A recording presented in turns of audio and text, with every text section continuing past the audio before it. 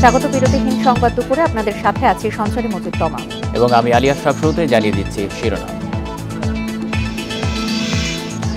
সংসদে পেশ হচ্ছে ৮ লাখ কোটি টাকার বাজেট। মূল্যস্ফীতি নিয়ন্ত্রণ ও রাজস্ব আয় বাড়ানোর গুরুত্ব।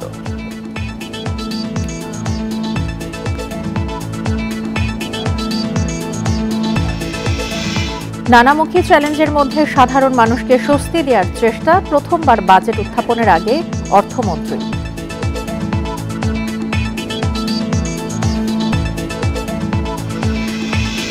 পনেরো শতাংশ করে কালো টাকা সাদা করার সুযোগ থাকছে বাজেটে। প্রথমবার সুযোগ পাচ্ছে কোম্পানিও।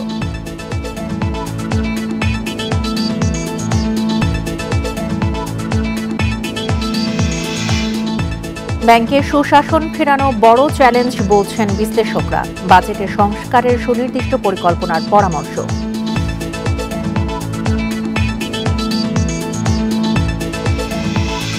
বাজেটের আকার ৫৪ বছরে বেড়েছে ১,০০০ গুণ। অর্থমন্ত্রী প্রথম, আওয়ামী লীগ সরকারের টানা ১৬তম।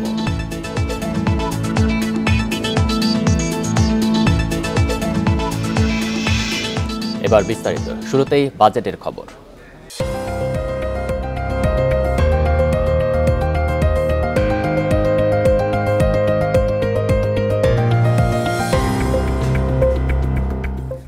নিত্যপণ্যের বাড়তি দামের কারণে কষ্টে আছে মানুষ। রাজস্ব আয়েও ভালো প্রবৃদ্ধি নেই। বাড়ছে দেশি বিদেশি দেনা পরিশোধের চাপ। আছে আন্তর্জাতিক মুদ্রা তহবিলে নানামুখী শর্ত পূরণের চ্যালেঞ্জ। এমন পরিস্থিতিতে এবার বাজেটের আকার বাড়ানো হচ্ছে ৫% কম। আগামী অর্থবছর মূল্যস্ফীতি ৬.৫% আটকে রাখার পরিকল্পনা সরকারের। অর্থনীতির নানামুখী চ্যালেঞ্জের মধ্যেই প্রথমবারের মতো বাজেট পেশ করতে যাচ্ছেন অর্থমন্ত্রী আবুল হাসান মাহমুদ আলী। আগামী অর্থবছরের জন্য ৭,৯৭,০০০ কোটি টাকার বাজেট পেশ করবেন অর্থমন্ত্রী। বিশাল অঙ্কের বাজেট বাস্তবায়নের জন্য মোট রাজস্ব আয়ের লক্ষ্য ধরা হয়েছে ৫,৪১,০০০ কোটি টাকা। এ আয়ের মধ্যে ৪,৯৫,০০০ কোটি টাকাই কর। এনবিআর নিয়ন্ত্রিত অংশ ৪,৮০,০০০ কোটি টাকা। বাজেটে ২,৫৬,০০০ কোটি টাকা ঘাটতি পূরণ করা হবে দুভাবে, বৈদেশিক ও অভ্যন্তরীণ ঋণ নিয়ে। সবচেয়ে বেশি ঋণ নেওয়া হবে ব্যাংক থেকে। আগামী অর্থবছরে দেশি বিদেশি মিলিয়ে ১,১৩,৫০০ কোটি টাকা সুদ ব্যয় হবে। আগামী অর্থবছর নিত্যপণ্য মানুষের ক্রয় ক্ষমতার মধ্যে রাখা এবং জীবনযাত্রার মান যেন সীমার মধ্যে থাকে সেটি নিশ্চিত করতে চান অর্থমন্ত্রী। এজন্য মূল্যস্ফীতির লক্ষ্য ধরা হচ্ছে ৬.৫%। জিডিপির প্রবৃদ্ধির হার ধরা হচ্ছে ৬.৭৫%। নিম্ন আয়ের মানুষকে স্বস্তি দিতে সামাজিক নিরাপত্তা কর্মসূচির আওতায় উপকারভোগীর সংখ্যা বাড়ানো হচ্ছে। আগামী বাজেটে ভর্তুকি ও প্রণোদনা ব্যয় চলতি অর্থবছরের চেয়ে বেশি হতে যাচ্ছে। মূলত ভর্তুকি বাড়ছে বিদ্যুৎ, জ্বালানি ও কৃষি খাতে। উম্মুন্নাহার আজমি, ইন্ডিপেন্ডেন্ট নিউজ, ঢাকা। অর্থনীতি ঠিক করতেই বাজেটের আকার ছোট করা হয়েছে জানিয়েছেন অর্থমন্ত্রী আবুল হাসান মাহমুদ আলী। তিনি বলেন, শুধু বড় বাজেট দিয়ে লাভ নেই। সকালে ইস্কাটনের সরকারি বাসভবন থেকে সংসদে যাওয়ার সময় সাংবাদিকদের কথা জানান অর্থমন্ত্রী। বাজেটের মাধ্যমে অর্থনীতির সবকিছু ঠিকঠাক করার প্রচেষ্টার কথাও জানান আবুল হাসান মাহমুদ আলী। এবারের বাজেটে সাধারণ মানুষকে স্বস্তি দেওয়ার চেষ্টা থাকবে বলে জানান তিনি। অর্থমন্ত্রী বলেন, সাধারণ মানুষের ক্রয় ক্ষমতা বিবেচনা করে বাজেট দেওয়ার চেষ্টা করেছেন তিনি। তার আশা, সাধারণ মানুষের জীবনযাত্রা সহজ করবে এবারের বাজেট। বিকেল ৩টায় জাতীয় সংসদে আগামী ২০২৪-২৫ অর্থ বছরের বাজেট প্রস্তাব পেশ করবেন অর্থমন্ত্রী। এটা তাঁর প্রথম এবং টানা তৃতীয় মেয়াদে আওয়ামী লীগ সরকারেরও প্রথম বাজেট। যতদূর সম্ভব আমরা চেষ্টা করেছি। দেখেন, আমরা টোটাল বাজেট তো কমিয়ে দিয়েছি, কারণ শুধু বেশি করে লাভ নাই। বাজেটের আরও খবর জানতে চলে যাচ্ছে সহকর্মী হরি সাহার কাছে। হরি। ধন্যবাদ আশরাফ। আমাদের কাছে থাকা খবরগুলো আমরা জানিয়ে দিচ্ছি দর্শকদের। এবছর যেটা বলা হচ্ছিল প্রতিবেদনও, যে মূল্যস্ফীতির চাপ কিন্তু একটি বড় কারণ, মাথা ব্যথার কারণ হয়ে দাঁড়িয়েছে সরকারের, এবং সেই কারণে বাজেটের আকার কিন্তু খুব একটা বাড়ছে না। ৪.৫% মতো বাজেটের আকার বেড়ে ৭,৯৭,০০০ কোটি টাকা হচ্ছে। এবং এই 7,97,000 কোটি টাকার ব্যয়ের সংস্থান করতে গিয়ে 5,41,000 কোটি টাকার রাজস্ব আয়ের লক্ষ্য সরকার স্থির করেছে এবং সেই লক্ষ্যের মধ্যে কিন্তু এনবিআরকেই আদায় করতে হবে 4,80,000 কোটি টাকা, এনবিআর বহির্ভূত কর 15,000 কোটি টাকা এবং 46,000 কোটি টাকা অন্যান্য খাত থেকে সরকার সংস্থান করার লক্ষ্য রেখেছে। মূল বিষয়গুলো যেটা রয়েছে, এবার জিডিপি প্রবৃদ্ধি কিন্তু 6.75 ভাগে নামিয়ে আনা হয়েছে। অন্যান্যবার কিন্তু 7.25% গত ধারাবাহিকভাবে বেশ কিছু বছর কিন্তু আমরা দেখেছি 7% উপরে জিডিপি প্রবৃদ্ধির লক্ষ্য ধরা হয়। যেহেতু মূল্যস্ফীতির লক্ষ্য কমানো হচ্ছে, সেই কারণে কিন্তু এই যে জিডিপি প্রবৃদ্ধিও কিন্তু কমানো হয়েছে। 6.5% মূল্যস্ফীতির লক্ষ্য স্থির করেছে সরকার, যেটা চলতি অর্থ বছরে কিন্তু ধরা হয়েছিল 6%, যদিও তা অর্জন করা সম্ভব হয়নি। অর্থ বছরের বেশিরভাগ মাসেই আমরা দেখতে পেয়েছি 9%-এর বেশি মূল্যস্ফীতি বাজারে লক্ষ্য করা গেছে। এবার বার্ষিক উন্নয়ন কর্মসূচিতে 2,65,000 কোটি টাকা বরাদ্দ রাখা হচ্ছে। সরকার যে ধরনের উন্নয়ন প্রকল্প বাস্তবায়ন করবে, রাস্তাঘাট, সেতু, বিভিন্ন ধরনের যে উন্নয়ন প্রকল্প বছরব্যাপী করে থাকে, সেই প্রকল্পগুলোতে 2,65,000 কোটি টাকা খরচ করবে সরকার, যা চলতি অর্থ বছরের তুলনায় 2,000 কোটি টাকা বেশি ধরা হয়েছে মাত্র। পরিবহন এবং যোগাযোগ খাত বরাবরের মতো সর্বোচ্চ বরাদ্দ পাচ্ছে, 70,688 কোটি টাকা বরাদ্দ রাখা হয়েছে। বিদ্যুৎ ও জ্বালানি খাতে 40,752 কোটি টাকা বরাদ্দ থাকছে। শিক্ষা খাতে তৃতীয় সর্বোচ্চ বরাদ্দ 31,528 কোটি টাকা বরাদ্দ রাখা হচ্ছে। এবারে কর কাঠামোতে বেশ কিছু পরিবর্তন থাকছে। বাজেট ঘাটতি নিয়ে একটু বলতে চাই আমি। বাজেট ঘাটতিতে কিন্তু আমরা যেটা বলছিলাম 2,56,000 কোটি টাকার যে বাজেট ঘাটতি, সেখানে সরকার একটি বড় অংশই পূরণ করতে চায় দেশের ব্যাংক খাত থেকে ঋণ নিয়ে। 1,37,000 কোটি টাকা ঋণ নেবে এবং তারপরে রয়েছে সঞ্চয়পত্র থেকে সরকার 15,400 কোটি টাকা ঋণ নিতে চায়। বৈদেশিক ঋণের লক্ষ্য রয়েছে সরকারের 90,700 কোটি টাকা এবং 12,400 কোটি টাকা সরকার অনুদান এবং অন্যান্য খাত থেকে অর্থ সংস্কারের লক্ষ্য রেখেছে। এবারের বাজেটে কিন্তু কর কাঠামোতে বেশ কিছু পরিবর্তন আসবে বলে আমরা জানতে পেরেছি। সেই পরিবর্তনগুলোর মধ্যে রয়েছে ব্যক্তি শ্রেণীর যে কর হার, সর্বোচ্চ কর হার 25% চলমান অর্থ বছরে রয়েছে, সেটা বাড়িয়ে 30% করা হচ্ছে। পুঁজিবাজারে মূলধন যে আয়, অর্থাৎ লেনদেনের মাধ্যমে যদি কেউ 50 লাখ টাকার ওপরে আয় করে থাকে, সেই আয়ের ওপরে 15% গেইন ট্যাক্স আরোপ করার প্রস্তাব করা হতে পারে। কালো টাকা সাদা করার সুযোগ থাকছে নির্দিষ্ট হারে কর দিয়ে। আইটি খাতের 19টি উপখাতে কিন্তু কর অব্যাহতি বাড়ছে। আগামী 3 বছর তারা সেই কর সুবিধা আবারও পাবেন। আরও যে কর কাঠামোতে পরিবর্তন রয়েছে, সেগুলোর মধ্যে যেটা দেখা যাচ্ছে যে উৎসে কর কমানো হচ্ছে অত্যাবশ্যকীয় নিত্যপণ্যে। মোটামুটি আমরা যতটুকু জানতে পেরেছি 17টি চাল, ডাল, ভোজ্য তেল সহ, চিনি সহ 17টি অত্যাবশ্যকীয় পণ্যের উপরে উৎসে কর অর্ধেক করার প্রস্তাব দেয়া হতে পারে। বেসরকারি হাইটেক পার্ক এবং অর্থনৈতিক অঞ্চলে কিন্তু কর যে সুবিধা রয়েছে সেটা বাতিল করে কর আরোপ করার কিন্তু প্রস্তাব করা হতে পারে।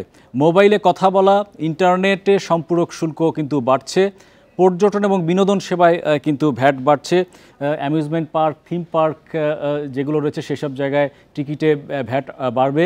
পাশাপাশি পর্যটন যে অপারেশনে যে সেবাগুলো রয়েছে, সেই সেবার কিন্তু ভ্যাট দ্বিগুণ করা হবে। এছাড়া কোন কোন পণ্যের দাম বাড়তে পারে সেগুলো নিয়ে আমরা যতটুকু জানতে পেরেছি, সব ধরনের ফ্রিজ, এসির দাম বাড়বে, আমদানি করা ফুল ফলের দাম বাড়বে, কাজু বাদাম, generator, motorcycle, water filter, LED bulb, cigarette ও তামাক পণ্যের দামও যথারীতি বাড়বে। দাম কমার তালিকায় যেসব পণ্য রয়েছে তার মধ্যে আমরা দেখতে পাচ্ছি কিডনি ডায়ালাইসিস রোগীর জন্য যে ব্যবহৃত হয় ডায়ালাইসিস ফিল্টার, সার্কিটের দাম কমবে বলে আমরা জানতে পেরেছি। ডেঙ্গু পরীক্ষার কিটের দামও কিন্তু কমতে পারে। কমার তালিকায় রয়েছে চকলেট, গুঁড়ো দুধ, ল্যাপটপ, এছাড়া গোখাদ্য, পোলট্রি এবং ডেইরি, ফিশারিজ যে খাতের যে খাদ্য পণ্য রয়েছে সেই খাদ্যগুলোর কিন্তু দাম কমবে বলে জানা গেছে। এছাড়া এয়ারক্রাফট এবং প্রোপেলার উড়োজাহাজ খাতের সেগুলোর দামও কিন্তু কমবে। তো এক নজরে বাজেটের এই ছিল।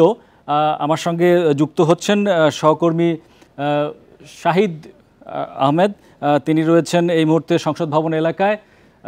শাহিদের সঙ্গে আমরা যুক্ত হতে চাই।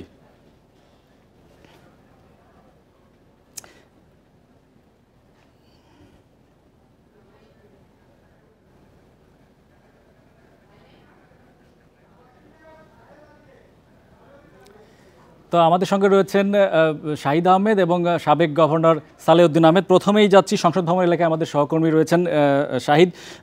শাহিদ, বাজেটের বিষয়ে এখন পর্যন্ত কি খবরাখবর রয়েছে আপনার কাছে? বাজেট কি মন্ত্রিসভায় অনুমোদন দেওয়া হয়েছে কিনা?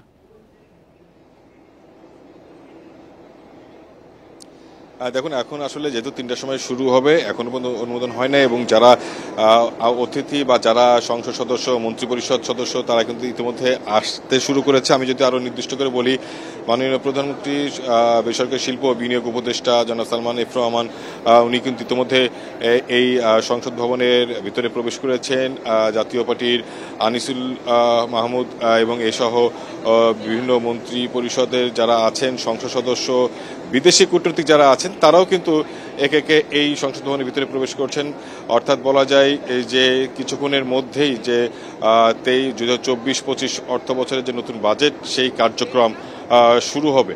আর আরেকটি বিষয় আপনি যেটা বলছেন যে এইবারে বাজেটে সবচেয়ে বড় যে চ্যালেঞ্জগুলো, আমরা যদি এর আগে অর্থমন্ত্রীর বক্তব্য আমরা যদি একটু পর্যালোচনা করি, সেক্ষেত্রে উনি কিন্তু বলছেন যে এইবারে বাজেট কিন্তু আসলে অনেক সতর্কতামূলক বলা হচ্ছে, অর্থাৎ মাত্র 4% গত বছর তুলনায় বৃদ্ধি পেয়েছে, যেটা এর আগে আমরা কিন্তু আরও বেশি বৃদ্ধি পাওয়া দেখেছিলাম। তবে সবচেয়ে বেশি নজর থাকবে মানুষের, সাধারণ মানুষের আসলে কোন পণ্যের দাম কমছে, কোন পণ্যের দামটা আসলে বাড়ছে। আপনি কিছুক্ষণ আগে যেটা বলছিলেন এই বিষয়ে কিন্তু আপনি আমাদের সঙ্গে থাকুন, আপনার কাছে আবার হয়তো আসবো।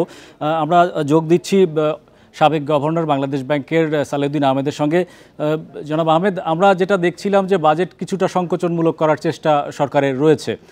প্রতিবারই 12 থেকে 15% পর্যন্ত কিন্তু বাজেটের আকার বাড়ে, এবার 4.5%-এর মতো বাড়ছে। কিন্তু তারপরও ঘাটতি যেটা 2,56,000 কোটি টাকা কিন্তু থাকছে, সেই ঘাটতির একটা বড় অংশই দেশের ব্যাংক খাত থেকে নিবে। 1,37,000 কোটি টাকার বেশি কিন্তু ব্যাংক খাত থেকে ঋণ নেওয়ার লক্ষ্যমাত্রা সরকারের রয়েছে। তো এই পরিমাণ অর্থ যোগান দেওয়ার সক্ষমতা বা তারল্য ব্যাংক খাতের রয়েছে কিনা, সেটার কোনো অন্যরকম প্রভাব বেসরকারি খাতে পড়ার আশঙ্কা আছে কিনা? ধন্যবাদ। প্রথমেই বলি, বাজেট আকার সম্পর্কে আমি মোটামুটি সন্তুষ্ট।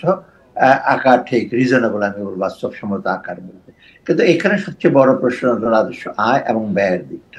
প্রথম আমি বলি, ব্যয়ের দিকটা সরকারকে সাশ্রয়ী হতে হবে।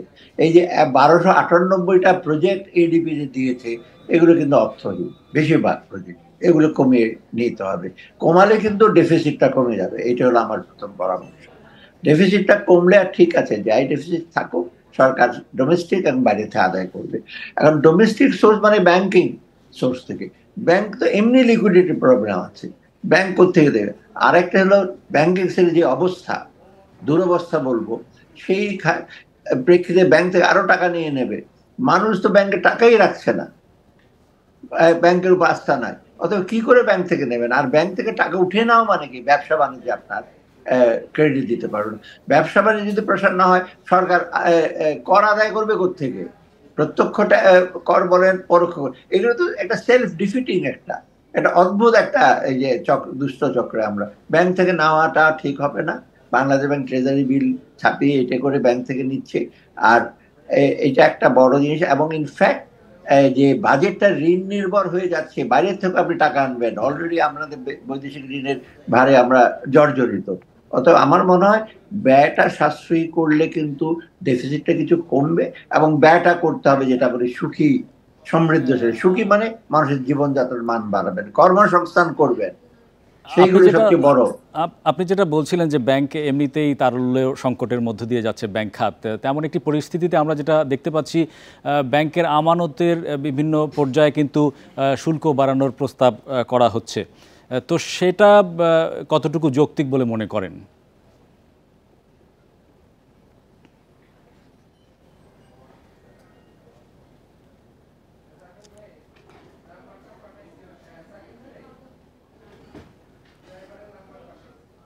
আমানতের উপরে শুল্ক বাড়াবে। আপনিই দেখেন না, ব্যাংকে তো লোকজন টাকা, আপনি তো এখানে কিন্তু সেই বাজেটটা কিন্তু ব্যাংকিং সেক্টরে যদি রিফর্ম যদি না করে, ব্যাংকিং সেক্টরে যদি ভালোভাবে ঠিক না করে, কিন্তু ডিফিকাল্ট হবে। আরেকটা জিনিস যে কর আপনি জোর করে করতে ব্যবসায়ীতে আদায় করেন। আরেকটা আমি দেখছিলাম যে আপনি ক্যাপিটাল গেইন ট্যাক্স দিচ্ছেন কর্পোরেট, তার মানে এটাকে ব্যবসা বান্ধব তো ঠিক পুরোপুরি হচ্ছে না। ব্যবসায়ীরা কি করে আপনার এই যে ক্যাপিটাল গেইন দিতে থাকেন, এই করতে থাকেন, ট্যাক্সের হার বাড়াবেন, তাহলে তো লাভ হবে না। আর একটা জিনিস আমি মনে করি যে এই যে বলেছি কালো টাকা সাদা করার জন্য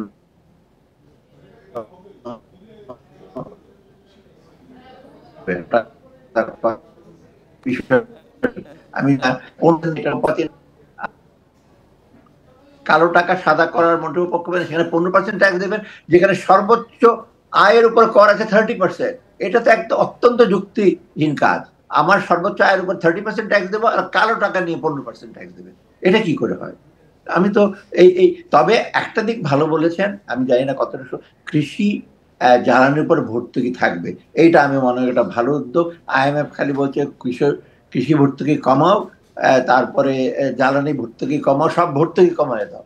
IMF এর এইরকম পরামর্শ আমলে নেওয়ার কোনো মানে হয় না। যদি করে থাকেন, যদি এই পরামর্শ আমলে যদি না নেয়, ভর্তুকি যদি থাকে, যথাযথ স্থানে ভর্তুকি দেওয়াটা আমার মনে হয় সমীচীন। সেই দিক দিয়ে আমি মনে হয় বাজেটের এই জিনিসটা একটা অনেকটা বাস্তবসম্মত দিক। এবারে নিত্যপণ্যের কিন্তু বিভিন্ন পর্যায়ে কিন্তু সরবরাহে উৎসে কর অর্ধেক করার প্রস্তাব করা হচ্ছে, যেহেতু 6.5% মূল্যস্ফীতির লক্ষ্যমাত্রা স্থির করা হয়েছে, চলমান কিন্তু অবস্থা 10%-এর কাছাকাছি। সেটা কতটুকু ভূমিকা রাখতে পারে বলে মনে করছেন? এইটা আমি মনে করি এটা রাইট উদ্যোগ, এবং এটা ভালো। আর আরেকটা জিনিস আমি বলবো যে আমাদের যে অনেক কিছু খাদ্য ইম্পোর্ট করি, তার সয়াবিন অয়েল বলেন, ডাল বলেন, সেগুলি শুল্ক আরো কমালে এটা একটা আমার মনে হয় এটা পজিটিভ, মূল্যস্ফীতিটা কিছুটা কমাতে সহায়তা করবে। সাথে সাথে কিন্তু বাজারটা মনিটর করতে হবে। লোকজন নিয়ে আসবে, ব্যবসায়ীরা তারপর গুদামে রেখে দেবে, বেসমেন্টে রেখে দেবে তেলের বোতল, বাজারে আনবে না। সেটার জন্য কিন্তু এটা অবশ্য বাজেটের অংশ না, কিন্তু এখানে সরকারের যে সংস্থাগুলো আছে তারা কিন্তু বাজারটা মনিটর করতে হবে। না করলে কিন্তু মূল্যস্ফীতি 6.5% নিয়ে আসা মোটেও সম্ভব হবে। পুঁজিবাজারে গেইন ট্যাক্স কিন্তু আরোপ হচ্ছে এবার। 50 লাখ টাকার উপরে কেউ যদি আয় করে থাকে লেনদেনের মাধ্যমে, তার উপরে 15% গেইন ট্যাক্স আরোপের প্রস্তাব আসতে পারে। এই ধরনের গেইন ট্যাক্স আরোপ করলে পুঁজিবাজার পরিস্থিতিতে কী ধরনের প্রভাব পড়তে পারে? এমনিতেই আমরা দেখছি যে একটা নাজুক অবস্থার মধ্য দিয়ে যাচ্ছে। আমার মনে হয় এই সিদ্ধান্ত নেওয়া এখন ঠিক হবে না। পুঁজিবাজারটা এমনি আমরা নাজুক, পুঁজিবাজারটা এখন অনেক ছোট। এইখানে বরং আপনার গভর্নেন্স, ইনসাইডার ট্রেডিং এগুলি ইসে করে পুঁজিবাজার যেন লোকজন আসে, ব্যাংক ডিপেন্ডেন্ট যেন কেউ না থাকে আর বেশি। মানে ব্যাংক থেকে আর কত টাকা দেবেন, লোকজনকে পুঁজিবাজার এনকারেজ করে। সেখানে বরং যা যা প্রণোদনা দেওয়া দরকার, এই যে ক্যাপিটাল গেইন ট্যাক্সটা এখন আমার মনে আরোপ করা ঠিক হবে না। বরং পুঁজিবাজারে যদি কেউ যায়, লিস্টেড কোম্পানি যদি হয়, সেটা কর্পোরেট ট্যাক্স আরো কম হওয়ার জন্য আমি মনে করি শুরু করি। বাংলাদেশ কিন্তু কর্পোরেশন মানে কর্পোরেট ট্যাক্সের হার সর্বোচ্চ অনেক বেশি। অতএব আমার মনে হয় না ক্যাপিটাল গেইন ট্যাক্স এখানে পুঁজিবাজারে দেওয়া সঠিক হবে। আমি জানি না এটাকে কারা করে, এখানে পুঁজিবাজারটাকে যাও নাজুক অবস্থা আছে, পুঁজিবাজারে আরো খারাপ হবে। বরং কিছু যে বড় বড় যারা পুঁজিবাজারে প্লে করে, যারা পুঁজিবাজার ম্যানিপুলেট করে, মানে অর্থ নানা রকম ভাবে বেআইনিভাবে আয় করে বা অন্যরকম ম্যানিপুলেট করে, তাদের সুবিধা হতে পারে, কিন্তু সাধারণ মানুষ অন্যান্য বিনিয়োগকারীর জন্য মোটেও ঠিক হবে না। আপনি বলছিলেন যে এনবিআর বা কর আদায়কে বাড়াতে হবে, আমাদের যে বাজেট ঘাটতি কমানো যদি প্রয়োজন হয়, সেক্ষেত্রে এনবিআরের একটি পদক্ষেপ আমরা এবার দেখতে পাচ্ছি, সেটা হচ্ছে যে বিভিন্ন খাতে যে কর অব্যাহতি, ব্যক্তি প্রতিষ্ঠান ভেদে যে কর অব্যাহতির সংস্কৃতি রয়েছে সেখান থেকে বের হয়ে আসতে চায়। পাশাপাশি বিভিন্ন শিল্পে যে কর ছাড় দেয়া আছে সেগুলো আস্তে আস্তে কমিয়ে যৌক্তিকীকরণ করার চেষ্টা করছে। এগুলোর পাশাপাশি আর কি ধরনের পদক্ষেপ নেওয়া যেতে পারে? এইগুলো খুব আমার বড় না, এই এনবিআর অনেকটা ইনডিরেক্ট ওয়েতে অনেক কমপ্লিকেটেড জটিল অবস্থায় গেছে। কর কমিয়ে দেবেন, কিছু কিছু শিল্প আছে যেটা ইম্পোর্ট সাবস্টিটিউট শিল্প, এখানে করে যে কমিয়ে দেয়, সেটা তো সাফার করবে। আমার মনে হয় সবচেয়ে ভালো হতো যে ট্যাক্স নেটটা বাড়ান। যেমন কর্পোরেট ট্যাক্সের অনেক কর্পোরেশন আছে ট্যাক্স দেয় না বা এখনো টিনের আন্ডারে আসে নাই। ব্যক্তিগত খাতে আপনার প্রত্যক্ষ কর অনেকেই দেয় না, সেগুলো ওগুলো বরং সোজা, ওগুলো বরং আপনি আইডেন্টিফাই করেন। অলরেডি 1 কোটি লোকের টিন আছে, 50 লক্ষ লোকের বেশি দেয় না, আপনি কেন ওইদিকে যাচ্ছেন না? আপনার এফিসিয়েন্ট, আপনার সামর্থ্য এফিসিয়েন্সি বাড়ান, লিকেজ কমান, না করে আপনি ওখানে অব্যাহতি কমিয়ে দেবেন, ওখানে অব্যাহতি কমিয়ে দেবেন। এগুলো হলো ডিসক্রিশনারি, বিশেষ ক্ষমতা। কাকে পছন্দ না হয়, কাকে ইস্যু করে অব্যাহত কমিয়ে দিচ্ছেন, এটা তো ঠিক হচ্ছে না, এটা ডিস্টরশন হবে আরো। হ্যাঁ, যেখানে আপনার দেশীয় শিল্প আপনার ইসে করে, কি জানি বলে, তৈরি হয় একটা জিনিস, বাইরে থেকে আমদানি করলে যদি সেখানে অব্যাহত থাকে কর, সেটাকে আপনি ইসে করতে পারেন, বাড়াতে পারেন, যাতে আমাদের দেশের শিল্প ইসে হয়। কিন্তু একেবারে সোজাসুজি অন্য অব্যাহত কমিয়ে কর ইসে করে দেবেন প্রণোদনা, সেটা আমার মনে হয় ঠিক হবে না। এটা ভেবে চিন্তে এটা করা উচিত। আমি মনে করি প্রত্যক্ষ কর বাড়ান, পরোক্ষ কর কমিয়ে দেন, এটা বাড়াবেন না। ভ্যাটের সোজাসুজি ভ্যাট করলে সবাইকে এফেক্ট করে। এটা রুটির উপর ট্যাক্স দিলে আপনি 10 টাকা দেন আর একজন কোটিপতি 10 টাকা দেয়, এটা কেন? আপনি ভ্যাট কেন বাড়াবেন? মানে ভ্যাট পণ্যের উপর বিভিন্ন সেবার মধ্যে মানুষ, সাধারণ মানুষ এফেক্ট করে বেশি। এবং এনবিআর কে কিন্তু এইভাবে সচেষ্ট হতে হবে। আর লিকেজ হচ্ছে, এটা কমালে কিন্তু এনবিআর এর যে টার্গেট দিয়েছে ওটা পৌঁছানো ডিফিকাল্ট হবে, ওটা পৌঁছাতে পারবে না 1 বছরে, তবে কাছাকাছি যাবে, তখন হয়তো ট্যাক্স জিডিপি রেশিও আমাদের বাড়তে পারে। ধন্যবাদ জনাব আহমেদ আমার সঙ্গে যুক্ত হওয়ার জন্য। আমরা কথা বলছিলাম বাংলাদেশ ব্যাংকের সাবেক গভর্নর সালেউদ্দিন আহমেদের সঙ্গে। তো এই ছিল এখন পর্যন্ত বাজেট নিয়ে আমার কাছে থাকা সবশেষ খবরাখবর। পরিশাহ আপনাকে। দর্শক, আমরা শুনছিলাম বাজেট নিয়ে নানা তথ্য এবং বিচার বিশ্লেষণ। চলে যাচ্ছি পরের সংবাদে। উদারহস্তে কালো টাকার পক্ষে অবস্থান নিয়ে প্রথম বাজেট উপস্থাপন করতে যাচ্ছেন অর্থমন্ত্রী আবুল হাসান মাহমুদ আলী। প্রথমবারের মতো কোম্পানিও পাবে তার উদারতার সুযোগ। জমি, ফ্ল্যাট, নগদ টাকা, ব্যাংক সঞ্চয়, সিকিউরিটিজ সবই বৈধ করা যাবে, যা নিয়ে কেউ প্রশ্ন তুলতে পারবে না। দেশে কালো টাকার পরিমাণ কত, এর সঠিক কোনো পরিসংখ্যান নেই। অর্থনীতিবিদ আবুল বারকাতের হিসাবে জিডিপির 3 ভাগের 1 ভাগই কালো। স্বাধীনতার পর থেকে অর্থনীতির সঙ্গে পাল্লা দিয়ে এগোচ্ছে কালো টাকা। কালো টাকা 2 ধরনের। অনেকেই বৈধ পথে আয় করলেও আয়কর নথিতে দেখান না। কেউ একে অপ্রদর্শিত আয় বলেন। আর কিছু মানুষ আয় করেন অবৈধ উপায়ে, যেমন ঘুষ, দুর্নীতি, লুট ইত্যাদি নানা উপায়ে। প্রথম ধরন নিয়ে সমাজে তেমন আপত্তি না থাকলেও অবৈধ আয় নিয়ে সমাজে আছে বিস্তর আপত্তি। আইনের চোখেও তা গুরুতর অপরাধ। কালো টাকা প্রসঙ্গে এক এক দেশের অবস্থান এক এক রকম, তবে বেশিরভাগ দেশ এর বিরুদ্ধে কড়া আইনি ব্যবস্থা নেয়। আতঙ্কে থাকেন অবৈধ সম্পদশালীরা, কিন্তু বাংলাদেশে বারবার সাধারণ ক্ষমা দেয়া হয়। এবার অবৈধ সম্পদধারী কোম্পানিকেও কালো টাকা সাদা করার সুযোগ দিচ্ছেন অর্থমন্ত্রী। কর্মকর্তারা জানান 15% কর দিয়ে নগদ টাকা, ব্যাংক সঞ্চয়, সিকিউরিটিজ সবই বৈধ করা যাবে। জমি ও ফ্ল্যাটও বৈধ করা যাবে, এক্ষেত্রে দিতে হবে নির্ধারিত কর। কর্মকর্তারা জানান ফ্ল্যাটের কর নির্ধারণের জন্য ঢাকাকে 5টি অঞ্চলে বিভক্ত করা হয়েছে। বর্গফুট প্রতি সর্বনিম্ন কর 3000 টাকা। ঢাকার বাইরের অঞ্চলগুলোকেও কয়েকটি ভাগে বিভক্ত করে কর নির্ধারণ করা হয়েছে। বাণিজ্যিক স্থাপনার ফ্ল্যাট বৈধ করতে দ্বিগুণ কর দিতে হবে। ভূমির ক্ষেত্রেও দাম বিবেচনায় কর নির্ধারণ করেছে এনবিআর কর্মকর্তারা জানান আয়কর রিটার্ন জমায় ডকুমেন্টস ভেরিফিকেশন সিস্টেম ডিভিএস চালু হওয়ায় অনেক কোম্পানি বিপাকে পড়েছে সম্পদ নিয়ে। কারণ সম্পদ অর্জনে অনেক কোম্পানির বিচ্যুতি রয়েছে, তাই এবার কোম্পানিকে দেয়া হচ্ছে সুবিধা। আগামী অর্থ বছর জুড়ে রিটার্ন বা সংশোধিত রিটার্ন দিয়ে কালো সম্পদ দেখানো যাবে। Ruhul Amin, independent News, Dhaka.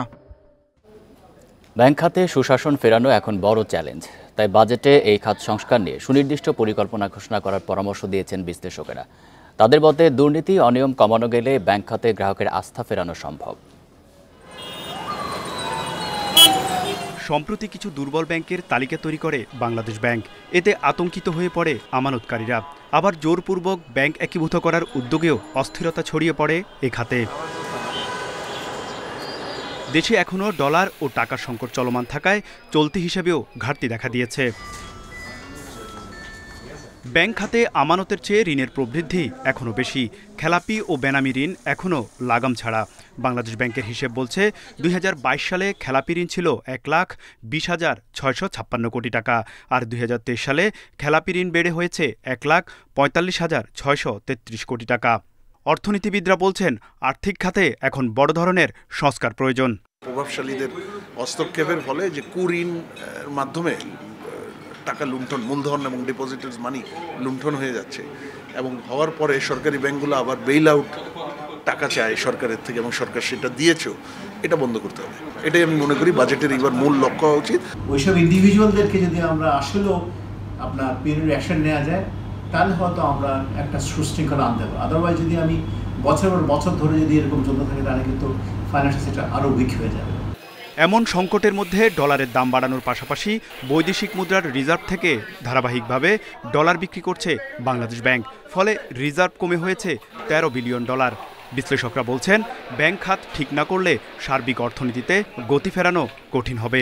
দুর্নীতির উৎস থেকে প্রাপ্ত টাকা যেটা বিদেশে পাচার হয়ে যায় সেটা গিয়ে আমার ডলার রেট, আমার ডলার অ্যাভেলেবিলিটি, ডলার ডিমান্ড এবং ওভারঅল ব্যালেন্স অফ পেমেন্টকে হিট করছে। সুতরাং আমি যদি ওইটা ঠিক না করি, হয়তো বন্ধ করতে পারবো না, কিন্তু কমাতে যদি না পারি, আমার তো ব্যালেন্স অফ পেমেন্ট এবং ফরেন এক্সচেঞ্জ ঠিক হবে না। ব্যাংকিং ইন্ডাস্ট্রি যদি আপনি আসলে আস্থা ফেরাতে হয়, আমাকে ব্যাংকিং সেক্টরের বিহেভিয়ারটা পাল্টাতে হবে যাতে করে মানুষের আস্থাটা ফিরে আসে।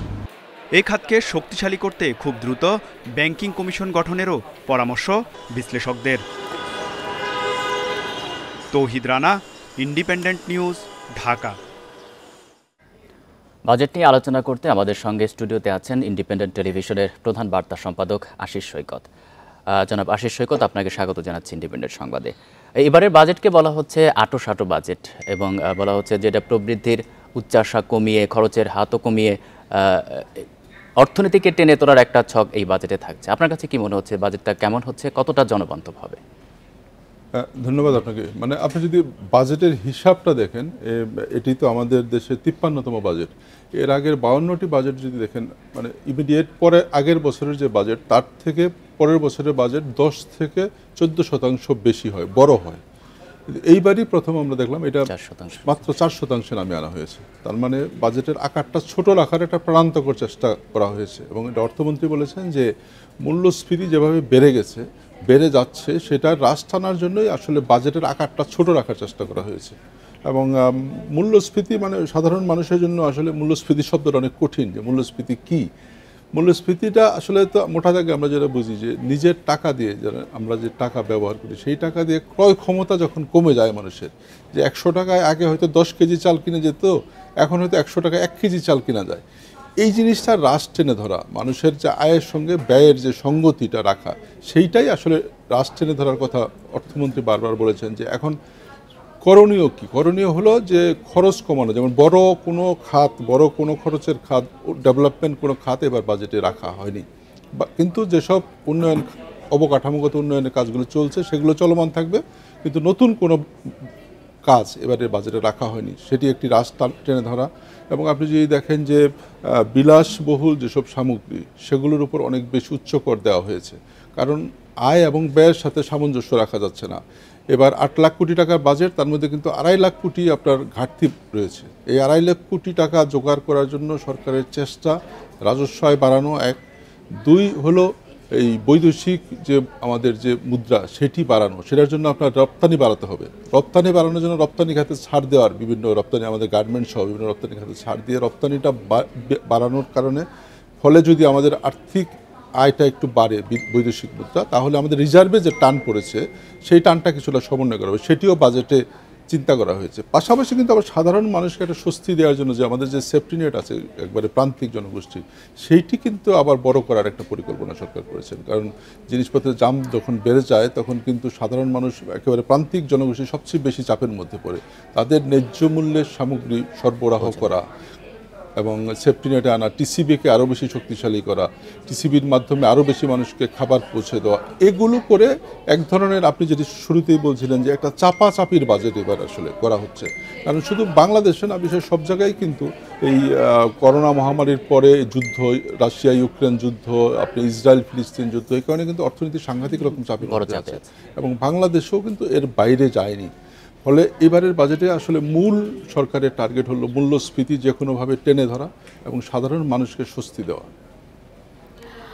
জনাব আশিস শওকত, আমরা দেখছি যে প্রতি বছরই আমাদের বাজেটে কালো টাকা সাদা করার একটি সুযোগ থাকে। এই বছরও কিন্তু সেটি থাকছে এবং এইবারের মতো প্রথমবার কোনো প্রতিষ্ঠানও সেই সুযোগ পেতে যাচ্ছে। এটিকে আপনি কিভাবে দেখছেন? না দেখেন, কালো টাকা বা সাদা করার যে সুযোগ, কালো টাকা বলতে আমরা বুঝি একটা হলো যে আপনি যে আয় করেছেন, বৈধ পথে আয় করেছেন, কিন্তু সেটা আপনি ট্যাক্সে ঘোষণা করেননি, সেটিও কালো টাকা। আবার যারা ঘুষ খেয়ে টাকা উপার্জন করছে বা অবৈধভাবে টাকা উপার্জন করছে, সেটাও কালো টাকা। এখন এই অপ্রদর্শিত টাকার যে হিসাব, আমাদের অর্থনীতিরা বলেন যে মোট আমাদের যে অর্থনীতি তার 1/3 আসলে কালো টাকা, ব্ল্যাক মানি। এখন টাকার এই সংকটের সময় অর্থনীতি যখন দুর্বল হয়ে পড়েছে বিশ্বব্যাপী, তখন সরকার এই সুযোগটা আবার দিয়েছে। গত অর্থ বছরে কিন্তু কালো টাকা সাদা করার বিধানটা রহিত করা হয়েছিল, ছিল না। এইবার আবার সেটি করা হয়েছে, কিন্তু সেখানে কিন্তু 15% ট্যাক্স দিয়ে, মানে 1 লাখ টাকা যদি কেউ সাদা টাকা কালো টাকা সাদা করতে চায়, তাহলে তাকে 15,000 টাকা দিতে হবে। কিন্তু এই জায়গাটা কিন্তু আবার একটা বৈষম্য তৈরি হয়েছে, যে নর্মালি যদি আমরা ট্যাক্স দেই, সেখানে কিন্তু 30% পর্যন্ত ট্যাক্স দিতে হবে। নতুন যে আজকে যে বাজেট পেশ করা হবে, সেখানে সর্বোচ্চ কর হলো 30%, মানে 100 টাকায় 30 টাকা কর দিতে হবে। কিন্তু এখানে কিন্তু আবার 15%, মানে এই জায়গাটায় এটিকে কেন 30% করা হলো না, সেটা নিয়ে কিন্তু অর্থবিদরাও বলছেন। কিন্তু সরকার থেকে বা অর্থ মন্ত্রণালয় থেকে যেটি বলা হচ্ছে যে এর আগের তাদের যে অভিজ্ঞতা, সেখানে তারা দেখেছেন যে যখন কর হার আবার বাড়িয়ে দেওয়া হয়, তখন কালো টাকা আর সাদা হয় না। তো এবার তারা একটু আপনার কাছে জানতে চাই যে এই বাজেট বাস্তবায়নের প্রক্রিয়াটা কি হবে, কবে থেকে আসলে এটি কার্যকর হচ্ছে? হ্যাঁ, এটি একটি গুরুত্বপূর্ণ বিষয়, কারণ মানুষের মধ্যে ধারণা যে বাজেটটা 1 জুন থেকে হয়তো কার্যকর, 1 জুলাই থেকে হয়তো কার্যকর হবে, কিন্তু এই বাজেটের কিন্তু একটা বড় অংশ কিন্তু আজকে থেকেই কার্যকর হয়ে যাবে। যেমন ধরেন যেসব জিনিসের উপর কর বসবে, যেসব সামগ্রীর উপর, ধরেন সিগারেট, ধরেন যে কোনো খাদ্য সামগ্রী, যেগুলোর উপর কর ইম্পোজ হবে, আজকে বাজেট প্রস্তাব করা হবে, আজকে তো পাস হবে না, পাস হবে 27 তারিখে বাজেট, কিন্তু ইম্পোজ হওয়ার সঙ্গে সঙ্গেই কিন্তু এই দামটা বেড়ে যাবে। এবং যেসব ওয়্যার হাউসগুলো আছে, বিদেশি পণ্যের ওয়্যার হাউস, সেই ওয়্যার হাউসগুলো কিন্তু কালকে রাতেই কিন্তু তালাবদ্ধ করে দেওয়া হয়েছে হিসাব করে। আজকে যখন নতুন বিক্রি করবে, এই 3টার পরে সেগুলো আবার খোলা হবে, 3টার পরে কিন্তু নতুন দাম যে বাড়লো বা কমলো সেই হিসাবে কিন্তু বিক্রয় করতে, ফলে এইসব জিনিসের কার্যকারিতা কিন্তু আজকে থেকেই হচ্ছে। আবার 27 তারিখে যদি ধরেন আজকে 100 টাকা সিগারেটের দাম 120 টাকা হয়ে গেল, সেটা আবার 27 তারিখে বাজেট পেশের সময় সেটা আবার 10 টাকা কমিয়ে 110 করা হলো, কিন্তু সেটা কিন্তু সেই 27 তারিখে আবার 110 কার্যকর হবে। ফলে কিছু কিছু জিনিস আজকে থেকেই কার্যকর হয়ে যাচ্ছে। আর 1 জুলাই থেকে কার্যকর হবে মূলত ট্যাক্সের বিষয়টা, যে আমরা যে আয়কর দিই, বছরে মানুষ যে আয়কর দেয় বা কোম্পানি যে ট্যাক্সগুলো যে দেয় সরকারকে, সেই ট্যাক্সটা 1 জুলাই থেকে কার্যকর হবে। যেমন এবার 25% আছে সর্বোচ্চ আয়কর, সেটি 30%-এ নিয়ে যাওয়া হচ্ছে এবার। সেটা কিন্তু এখন থেকে আজকে থেকে কার্যকর হবে না, সেটা কার্যকর হবে 1 জুলাই থেকে। ফলে আসলে বাজেটটা কার্যত দুইটা ধাপে কার্যকর হয়। ট্যাক্সেশন সরাসরি ট্যাক্সেশন যেটা সরাসরি, সেটা আজকে থেকেই কার্যকর হবে। আর যেটা আপনার ট্যাক্স যেটা দিবেন বছর শেষের যে হিসাবটা, সেটা 1 জুলাই থেকে কার্যকর হবে। জনাব আশিস সৈকত, আপনাকে অসংখ্য ধন্যবাদ জানাচ্ছি। আমাদের সাথে আলোচনায় যুক্ত ছিলেন প্রধান বার্তা সম্পাদক আশিস সৈকত। যাচ্ছি পরের খবরে। দেশের অর্থনৈতিক অগ্রযাত্রার সঙ্গে তাল মিলিয়ে 54 বছরে বাজেটের আকার বেড়েছে 1000 গুণের বেশি। বর্তমান অর্থমন্ত্রী আবুল হাসান মাহমুদ আলীর প্রথম বাজেট এটি, আর আওয়ামী লীগ সরকারের টানা 16তম বাজেট। 1971 সালে 4,985 কোটি টাকার অর্থনীতি নিয়ে যাত্রা শুরু করে যুদ্ধ বিধ্বস্ত লাল সবুজের বাংলাদেশ। 72-এ স্বাধীন বাংলাদেশের প্রথম বাজেট দিয়েছিলেন তাজউদ্দিন আহমেদ। 1972-73 অর্থ বছরের বাজেটের আকার ছিল 786 কোটি টাকা। প্রশাসনিক ব্যয়, রাস্তাঘাট ও অবকাঠামো উন্নয়ন ছিল এই বাজেটের প্রধান লক্ষ্য। 3 বছরের ব্যবধানে 1974-75 অর্থ বছরে বাজেটের আকার দাঁড়ায় 1084 কোটি টাকা। 1976-77 অর্থ বছরে শুরু হয় সামরিক শাসন। বাজেটের আকার ছিল 1989 কোটি টাকা। 1990-91 অর্থ বছরে যা বেড়ে দাঁড়ায় 12,960 কোটি টাকায়। 15 বছরে বাজেটের আকার বাড়ে 12 গুণ। স্বাধীনতার 33 বছর পর 2003 সালে 31তম বাজেটের আকার ছাড়ায় 50,000 কোটি টাকায়। এই অর্থ বছরে এম সাইফুর রহমানের পেশ করা বাজেটের আকার ছিল 51,980 কোটি টাকা। 6 বছর পর 2009-10 অর্থ বছরে 1 লাখ কোটি টাকা ছাড়িয়ে যায় জাতীয় বাজেটের আকার। আওয়ামী লীগ সরকারের অর্থমন্ত্রী আবুল মাল আব্দুল মুহিতের প্রস্তাবিত সেই বাজেটের আকার ছিল ১,১৩,৮১৫ কোটি টাকা। ২০১৩-১৪ অর্থবছরে যার পরিমাণ দাঁড়ায় ২,২২,৪৯১ কোটি টাকায়। আর ২০১৮-১৯ অর্থবছরে এই অর্থমন্ত্রীর শেষ প্রস্তাবিত বাজেটের আকার পৌঁছায় ৪,৬৪,০০০ কোটি টাকার ঘরে। উন্নয়নের ধারাবাহিকতায় অর্থমন্ত্রী আহম মুস্তফা কামাল ২০১৯-২০ অর্থবছরে বাজেট ঘোষণা করেন ৫,২৩,১৯০ কোটি টাকার। ২০২১-২২ অর্থবছরে এর আকার দাঁড়ায় ৬,০৩,৬৮১ কোটি টাকা। সর্বশেষ ২০২৩-২৪ অর্থবছরে প্রস্তাব করা হয় ৭,৬১,৭৮৫ কোটি টাকার বাজেট।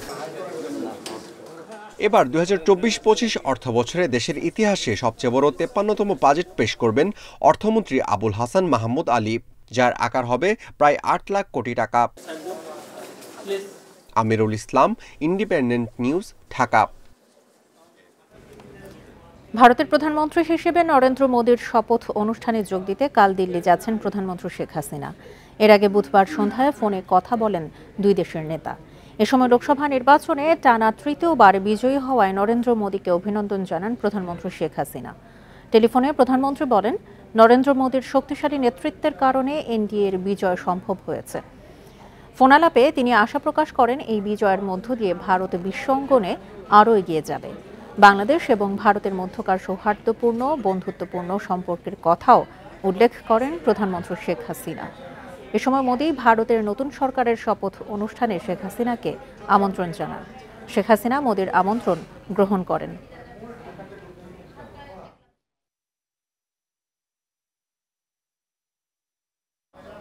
এবার বিকাশ ঈদ কেনাকাটার খবর।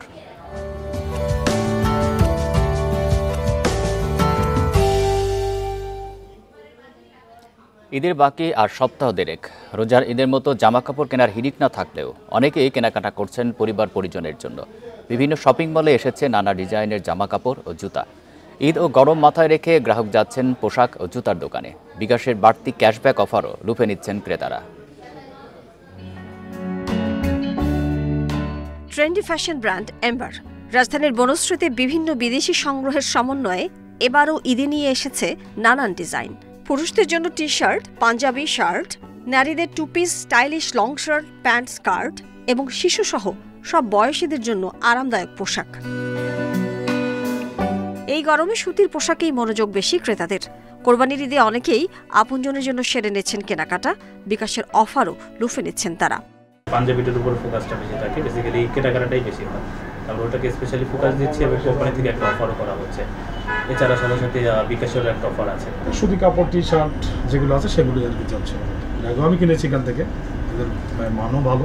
আবহাওয়াকে কেন্দ্র করে গরমের কাপড় এবং অনুষ্ঠানের জন্য বিভিন্ন ধরনের ট্রেডিশনাল কাপড় চোপড়ও দেখছি। এদিকে শুধু পোশাক নয়, আরামদায়ক জুতাও খুঁজছেন ক্রেতারা। গরমে নতুন কালেকশন নিয়ে এসেছে এমন সব দোকানেই যাচ্ছেন তারা। রাজধানীর রামপুরার বোলিং ফুটওয়্যারে আসছেন অনেক ক্রেতা। দেশীয় থিমে তৈরি আরামদায়ক ও টেকসই জুতায় আগ্রহী অনেকেই। কিডস দেখলাম, লেডিস দেখলাম, জেন্টস দেখছি। আমার মোটামুটি এখানকার কালেকশন ভালোই লাগে। ঈদও সামনে, আর আমরা স্টুডেন্টও সো অনেক জায়গায় মুভ করা লাগে, তো সেক্ষেত্রে কমফোর্টেবল অ্যান্ড একটু স্টাইলিশ জুতার মধ্যে দেখা চলে আসছে। ঈদ কেনাকাটা প্লাস গরম প্লাস হচ্ছে কমফোর্ট একটা হচ্ছে স্যান্ডেল আমরা চাচ্ছি। ঈদের সব ক্রেতাই চান নতুন নতুন চমক, তাই ক্যাশব্যাক অফার লুফে নিচ্ছেন তারা। Mahmuda Moumita, independent News, Dhaka. পবিত্র ঈদুল আজহা উপলক্ষে শেষ দিনের মতো ট্রেনের আগাম টিকিট বিক্রি চলছে। অনলাইনে সকাল ৮টা থেকে শুরু হয় এই কার্যক্রম।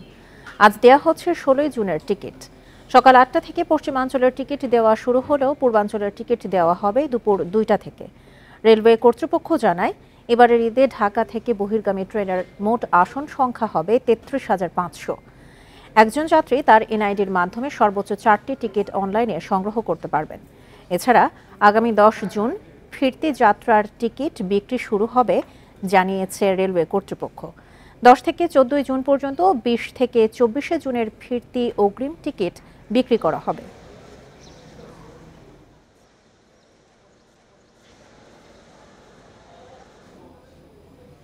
রাজধানীর ফিলিং স্টেশনগুলোতে গ্যাসের তীব্র সংকট চলছে। অনেক ফিলিং স্টেশন বন্ধ থাকছে ঘন্টার পর ঘন্টা। প্রায় ৪ দিন ধরে একই অবস্থা চলছে। যেসব গ্যাস স্টেশন চালু আছে সেগুলোতে গ্যাস নেওয়ার জন্য গাড়ির দীর্ঘ সারি, অনেক সময় ধরে অপেক্ষায় থেকেও খুবই অল্প গ্যাস মিলছে বলে জানান চালকেরা। আবার কেউ কেউ মোটেই পাচ্ছেন না।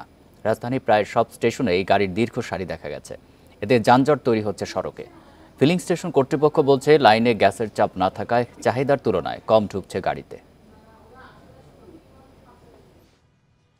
সর্বোচ্চ যারা 1200 টাকার গ্যাস নিতে পারতো এখন 400 টাকার বেশি যাচ্ছে না। এই পর্যন্ত আসি প্রায় 1.5 ঘন্টা। এক পাম্পের থেকে ঘুরে আসছি আতার থেকে, ওইখানে প্রায় 3টা ঘন্টা দিছি, তারপরেই আপনি জায়গা পাই নাই। পরিমাণ মতো গ্যাস পাচ্ছি না, একদম গ্যাস খালি 1300-1400 টাকার গ্যাস ঢুকতো, এই অর্ধেক মাত্র ঢুকছে।